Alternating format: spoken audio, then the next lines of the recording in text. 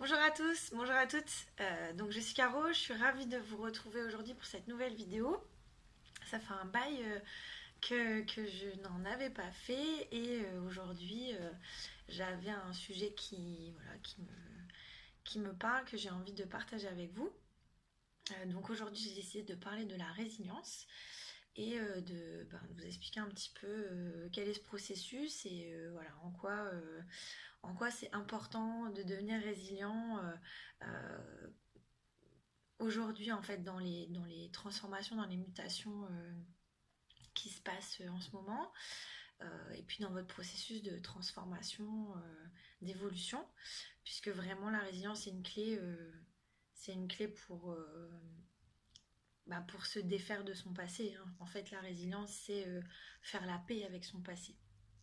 Donc, pour illustrer un peu ce sujet, je vais partir des événements douloureux. En fait, quand on a un événement douloureux dans notre vie, globalement, il est douloureux parce que cet événement va appuyer sur une de nos failles, une de nos blessures.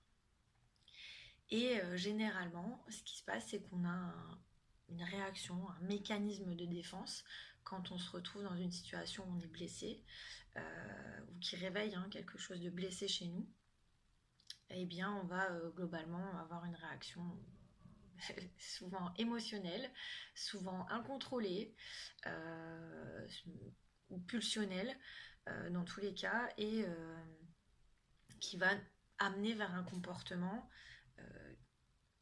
destructeur, comme je les appelle, et qui va pas forcément résoudre quoi que ce soit, mais qui va contribuer à ce que le schéma reste ou revienne et ne va pas nous aider finalement à faire la paix avec le passé ou essayer de passer à autre chose justement. Euh, la résilience, donc ça met en fait en lumière cette dualité qu'on a en nous, parce que quelque part, on a deux parties qui luttent intérieurement. Une partie qui justement réagit quand on appuie sur la blessure, et donc une partie qui finalement agit de façon assez immédiate et souvent immature et irréfléchie. Et puis on a d'un autre côté une partie qui comprend que on a une faille et qui comprend très bien que la réaction immédiate, émotionnelle, pulsionnelle, va nous faire du mal. Et c'est globalement ce que souvent on se dit, voilà, j'agis avec mon cœur ou j'agis avec ma raison, mais enfin, là on agit avec le cœur, mais dans le sens négatif, c'est-à-dire dans le côté émotionnel non canalisé, complètement chaotique. Et la raison dans ce cas-là, ce serait pour moi, c'est pas le mental, là, c'est pas le mental égo qui vous plombe ou quoi que ce soit. Au contraire, ce serait la raison, là, dans ce cas-là, enfin, dans cette expression, c'est plutôt le côté émotionnel qui agit avec sagesse, avec maturité. Ça veut pas dire qu'on n'agit pas d'un côté émotionnel pour se procurer de la joie ou des choses positives ou du bonheur, mais au contraire, on le fait de façon raisonnée et de façon, comment dire, pour avoir un bien-être à long terme et pas un bien-être peut-être immédiat, mais qui va vous plonger après encore pire dans le mal-être. Donc c'est essayer de comprendre ce système un peu, cette dualité en nous. Et pour être résilient, il faut réussir à comprendre que les événements passés, euh, on a créé des liens émotionnels négatifs avec ces événements passés. Donc certains souvenirs sont douloureux, certaines situations restent douloureuses, parce qu'on ne fait pas le deuil, entre guillemets, mais surtout parce qu'on garde des liens émotionnels forts et, et entre guillemets négatifs. Donc la première chose, c'est essayer de couper ces liens avec l'événement douloureux, l'événement passé. Comme si on prenait un peu de hauteur, qu'on se rendait compte que l'événement n'est qu'un événement. Finalement, c'est la façon dont on perçoit la situation avec justement nos émotions et peut-être notre côté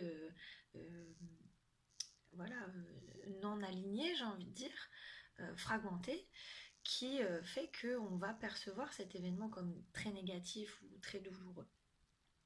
Donc essayer de prendre de la hauteur et voir que c'est une question aussi de point de vue, c'est une question de positionnement face à l'événement.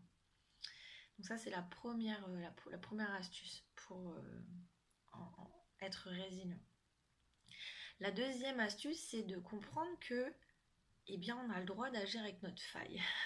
Et que si on a, entre guillemets, eu un comportement destructeur, c'est ok.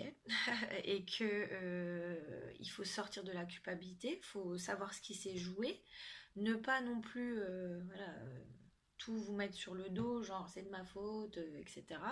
C'est pas le but de entre guillemets, de se maltraiter, mais de comprendre que si vous voulez la faille, on a le droit d'accepter en fait d'avoir des failles et c'est normal.